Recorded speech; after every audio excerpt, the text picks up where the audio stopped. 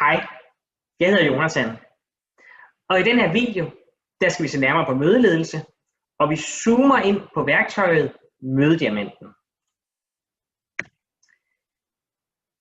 Hvis vi tager tankerne om Mødediamanten og gør det ganske kort, så kan vi sige, at Mødediamanten bruger vi til at arbejde med det enkelte punkt på en dagsorden. Ifølge Mødediamanten, så har et punkt på en dagsorden 3 faser. Høringsfasen, konstruktionsfasen og konklusionsfasen. I høringsfasen får man information om punktet på dagsordenen. I konstruktionsfasen der undersøger man punktet. Og i konklusionsfasen der træffer man beslutninger på baggrund af konstruktionsfasen. Formålet med punktet på mødet vil afgøre, i hvilken fase man bruger mest tid og ressourcer. Og ved at være enige om formålet med et punkt, kan mødedeltagerne bedre støtte punktet på dagsordenen, og man mindsker risikoen for uenighed. I en dansk kontekst har jeg lært Mødediamanten at kende ved den forsker, der hedder Ib Ravn.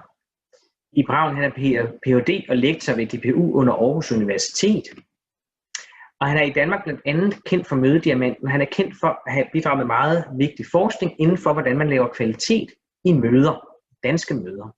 Et værktøj og tilgang, det er det her med Mødediamanten, et værktøj og tilgang til at skabe den her kvalitet i møderne. Og Ib Ravn han er meget inspireret af lærings- og faciliteringsteorier, og han argumenterer for, at møder skal styres for at sikre kvaliteten.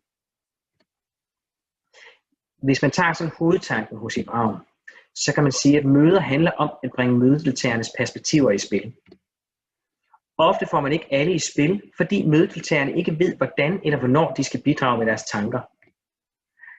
Derfor skal møder styres, så alle ved, hvordan de bidrager undervejs. Det er det, der er formålet med Mødediamanten. Når jeg leder møder, så har jeg sådan det her indre billede af, at lede et møde, det er som at køre i en elevator.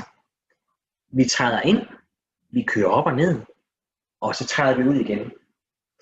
Det er den samme tilgang og forståelse af punkterne sådan på en dagsorden, som man også finder i Mødediamanten.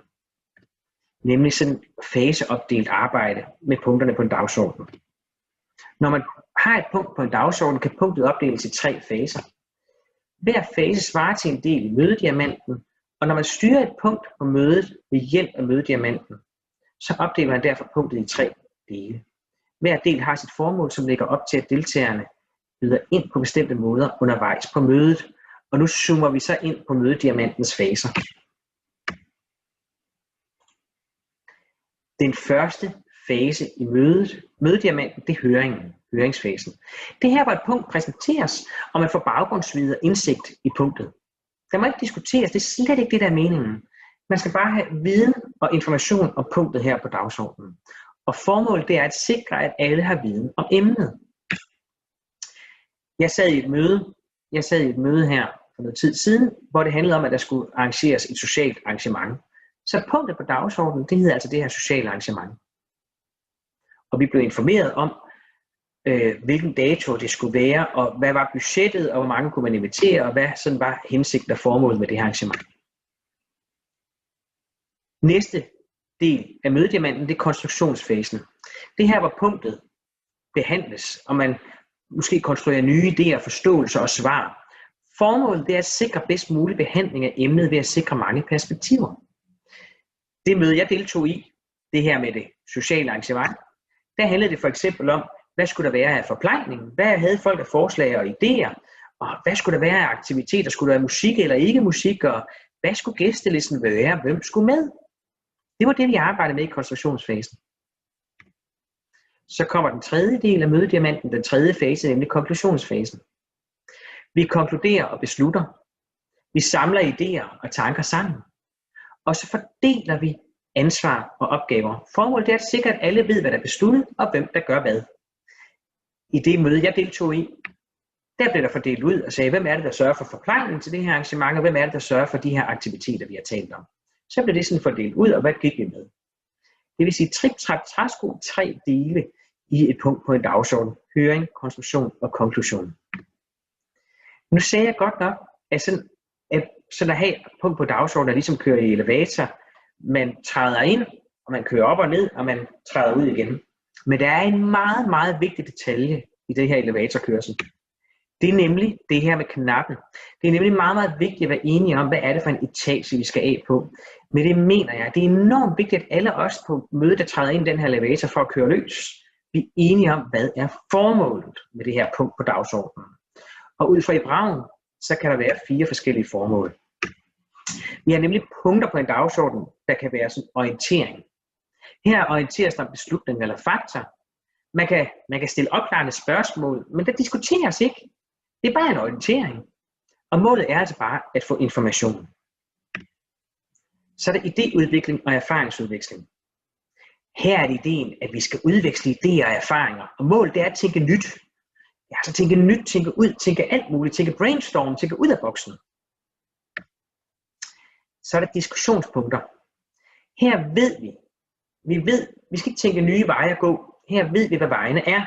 Det kan være A, B og C. Nu skal vi så finde ud af, hvilke fordele og ulemper er der ved A, B og C. Hvad kan vi se? Sådan, hvad er det, vi skal vælge mellem her? Så der er forskellige veje at gå, men vi har endnu ikke valgt. Målet bliver at kortlægge fordele og ulemper ved forskellige kendte muligheder. Så kommer der den 4. type af punkt, og det er det, der hedder beslutning. Her er målet at træffe en beslutning. Det er ikke nødvendigvis målet, at alle skal synes, at det er den bedste og rigtige beslutning, der ender med at blive truffet. Men vi skal træffe en beslutning. Det vil sige, vi skal altså ikke blive ved med at diskutere, indtil alle synes, det er den allerbedste løsning. For det kunne godt være, at der var nogen, der synes, at det var løsning nummer 2, der var den allerbedste. Men målet er altså ikke, at de skal ændre opfattelse, men målet er, at vi skal beslutte, er det A, B eller C, hvad er det, vi vælger her.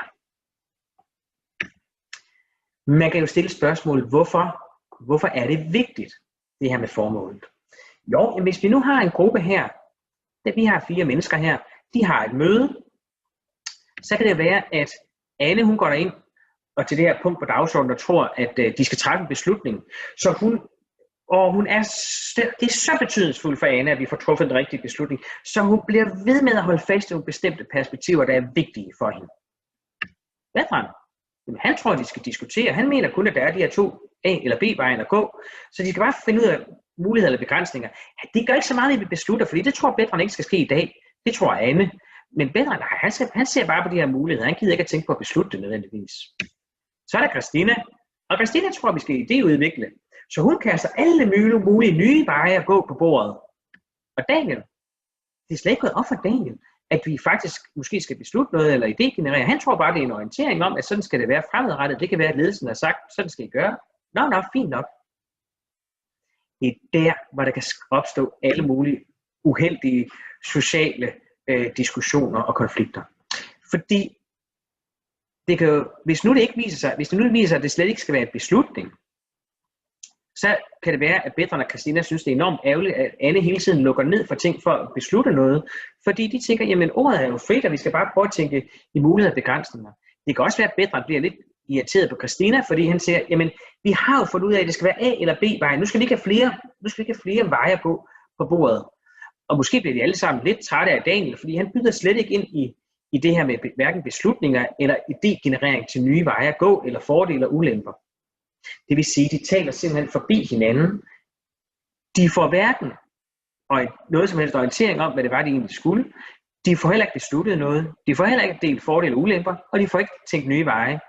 Det er derfor, man bliver nødt til at være enige om, er det orientering, beslutning, diskussion eller idégenerering? Hvad er formålet med det punkt, vi går ind i?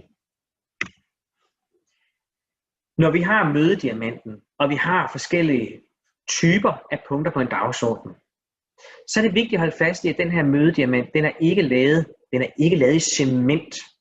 Den er fleksibel.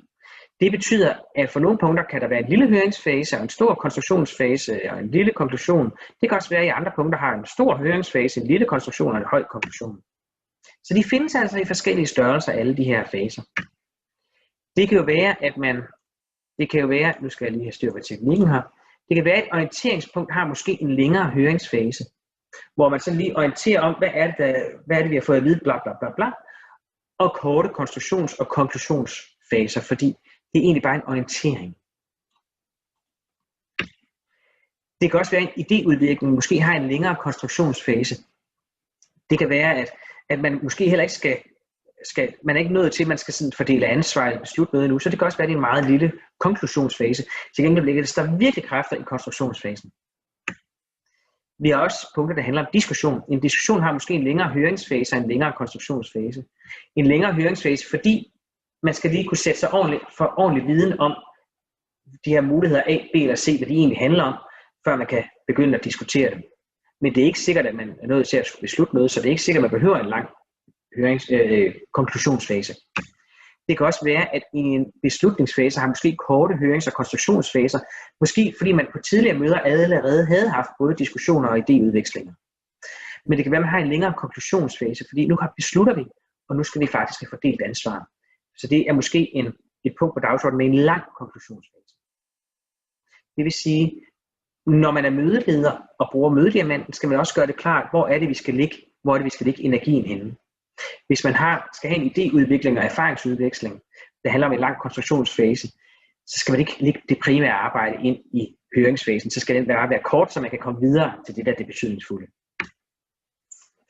Når man nu ser på diamanten i praksis, så kan man sige, at diamanten, det er ikke meningen, at det bare er mødelederen. Hvis vi nu siger, at Anne hun er mødeleder, så er diamanten ikke et værktøj, som Anne behøver at holde hemmeligt. Nej. Få bare mødediamanten ind på bordet, så vi alle sammen har det som et fælles sprog, og vi alle sammen kan tale om, er vi nu i høring, eller er vi i konstruktionsfasen, eller skal vi gå videre til konklusionsfasen, så at vi har et fælles sprog for, hvad er det, vi gør, sådan at alle ved, om de skal byde ind med idéer, eller om de bare skal lytte på orientering, eller hvad er det, de skal. Vi kan jo være til det her møde, der kan det jo være, at Anne lægger ud med at sige, vi besluttede sidste gang, at vi skal holde en fest. Lad os starte høringen med, at Hjerte har arrangeret fester før, kommer med jeres vigtigste erfaringer. Derefter kommer vi alle med idéer til, hvad vores fest kan indeholde. Jeg skriver forslagene op undervejs, og til sidst beslutter vi, hvilke forslag vi holder fast i, og hvem der får ansvar for hvad. Så har alle sådan skitseret, hvad er meningen, og hvordan byder man ind? Jamen dem, der har erfaring, starter med at byde ind i høringsfasen. Derefter er ordet frit for alle, der kan byde ind med idéer. Så kan det være på et tidspunkt, siger Anne, vi har nu fået indsigt i nogle erfaringer. Nu foreslår jeg, at vi på skift stiller nogle forslag til indhold. I må gerne bygge videre på hinandens idéer. Så får vi i gang i måske noget idéudviklende. Så kan det være på et tidspunkt, at Anne hun siger, vi har nu forskellige idéer på tavlen. Nu vil jeg bede jer om at vælge jer til at stå for forskellige opgaver, enten selv eller sammen med en makker. Anne hun kommunikerer sig ud, hvornår går vi i hvilke faser, sådan at Daniel og Christina og Betran alle sammen ved, okay, skal jeg lytte nu, eller er det de erfarne, der byder ind, hvor alle byder ind? Skal jeg melde mig nu til noget op på tavlen?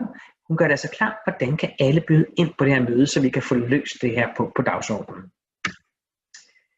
Det var mødediamanten, og hvis vi nu tager et tur op i helikopteren og siger, hvad er det nu, vi har været igennem, så kan man sige, at hovedtanken er, at møder kræver styring, så alle ved, hvordan man bedst kan løse punkterne på dagsordenen sammen. I mødediamanten har mødet 3 faser. Høring, konstruktion og konklusion. Hver fase har sit formål, som lægger op til en særlig måde, at mødedeltagerne kan deltage i mødet på. Det er vigtigt at være enige om formålet med et punkt, så alle mødedeltagerne ved, hvordan de skal forholde sig til punktet. Om de blot skal lytte eller byde ind med idéer og forslag. Og mødediamantens faser fylder ikke lige meget. Nogle faser kan fylde mere end andre. Det afhænger af formålet med mødepunktet.